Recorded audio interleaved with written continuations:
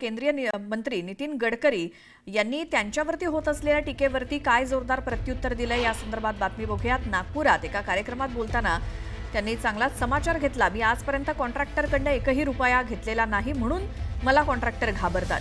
तसंच मी कुठल्याही प्रकारची खोटी कामं केलेली नाहीत, त्यामुळे कुणी कितीही आरोप केले तरी मी विचलित होत नाही आणि तुम्ही देखील होऊ नका। जनतेला सत्य माहीत असतं। यावेळी सध्याच्या राजकीय परिस्थितीवरती सुद्धा गडकरींनी परखड भाष्य केलं। राजकारण हा ईर्ष्या, मत्सर, द्वेष आणि अहंकाराचा खेळ आहे आणि आपली रेषा मोठी करण्यापेक्षा दुसऱ्याची रेषा पुसली तर आपली मोठी होईल या आशेपोटी लोक टीका करत असतात, पण मी चिंता करत नाही असा टोला गडकरींनी लगावला। मी आजपर्यंत एकाही कॉन्ट्रॅक्टरकडनं केली नाही, एक रुपया कधी घेतला नाही, म्हणून कॉन्ट्रॅक्टर मला घाबरतात आणि खराब काम केलं की मी ते ऐशी तशी करतो। त्यामुळे लोकांचाही विश्वास आहे, त्यामुळे कुठल्याही प्रकारच्या खोटी कामं केली नाहीत।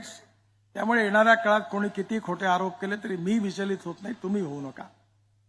जनतेला सत्य माहीत असतं आणि आता येणाऱ्या काळामध्ये राजकारण हा ईर्ष्या, मत्सर, द्वेष, अहंकाराचा खेळ आहे।